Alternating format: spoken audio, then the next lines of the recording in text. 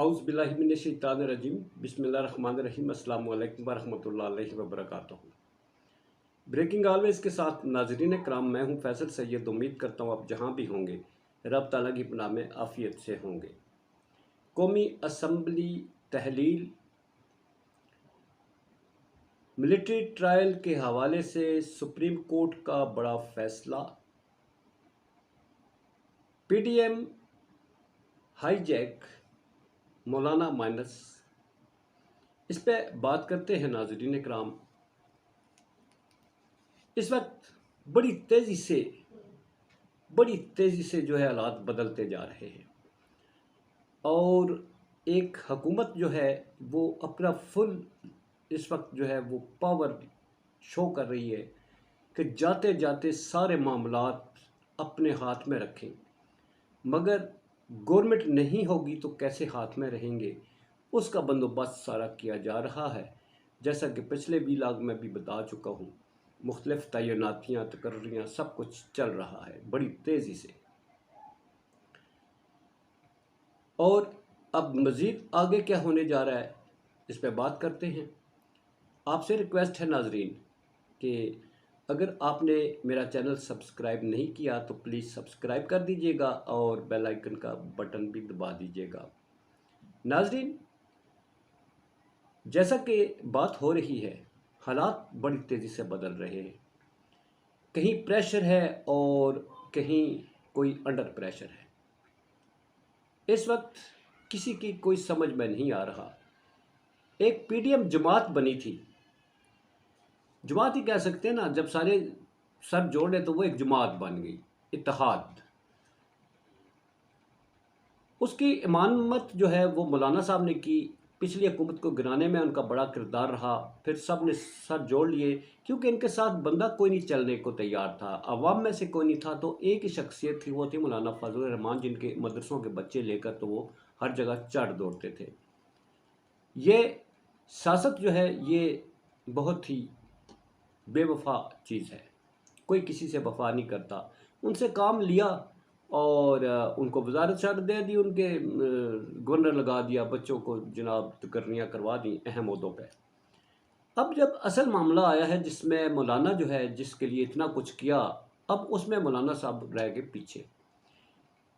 13-14 जमातों का इत्तेहाद नाजरीन, मगर आपको 13-14 जमातें फैसले करते हुए नज़र आती हैं।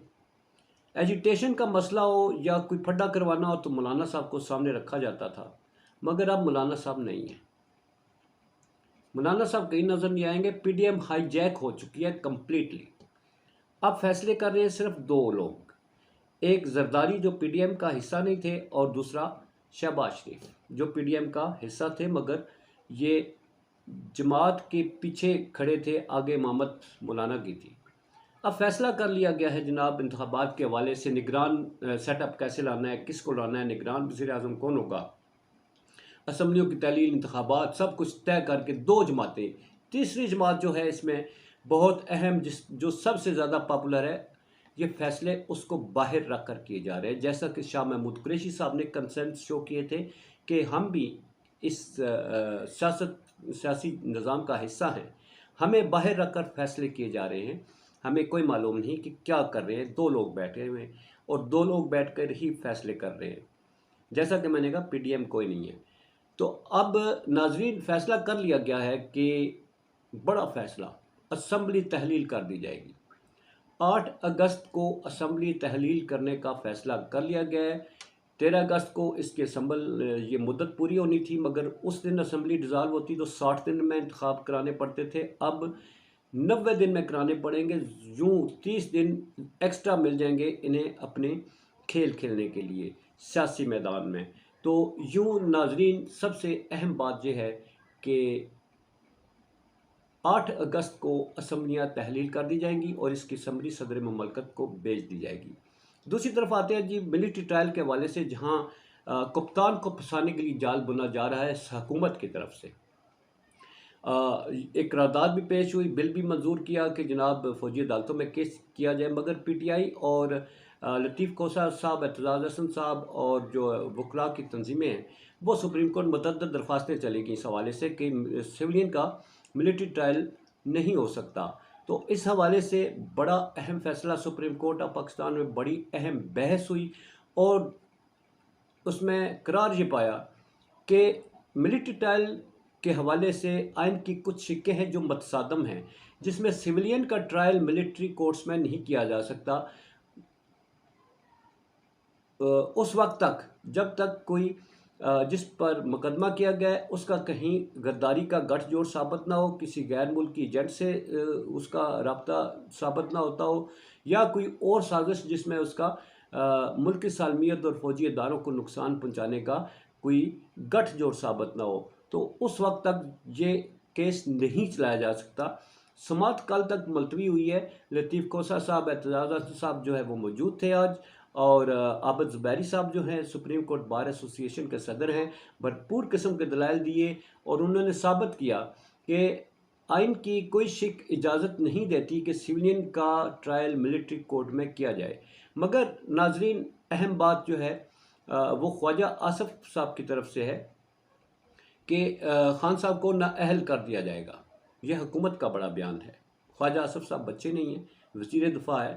انہوں نے کہا ہے کہ الیکشن سے پہلے خان صاحب جو ہیں وہ نااہل ہو سکتے ہیں۔ ان کو کس نے بتایا؟ اس کا مطلب ہے کہ جن عدالتوں سے نااہل کروایا جائے گا ان کا اور ان کا آپس میں گٹھ جوڑ ہے، جو فیصلہ کہیں رکھا جا چکا ہے، فیصلہ تحریر ہو چکا ہے، جس کا خواجہ آصف صاحب نے اندیا دیا ہے۔ عدالتی اور حکومتی گٹھ جوڑ جو ہے وہ اس ملک کے نظام کو کس طرف لے جائے گا؟ امید نہیں تھی کہ گٹھ جوڑ ہو سکتا ہے، مگر خواجہ صاحب کے بیان نے یہ بات جو ہے اس پہ مہر ثبت کر دی ہے، تصدیق کر دی ہے کہ جناب یہ گٹھ جوڑ ہے، جس کی خبر خواجہ صاحب پہلے سے دے رہے ہیں کہ انہیں نااہل کیا جا سکتا ہے، سزا بھی ہو سکتی ہے، اور انتخابات سے پہلے ہوگا۔ یہ بڑی اہم بات تو یہ ہے ناظرین۔ آگے آگے دیکھیے ہوتا ہے کیا، ملک اور قوم کس طرف جاتی ہے، اس کے موجودہ فیصلوں کے نتائج کیا نکلیں گے، چل کے دیکھیں گے۔ پاکستان زندہ باد، پاک افواج پائندہ باد۔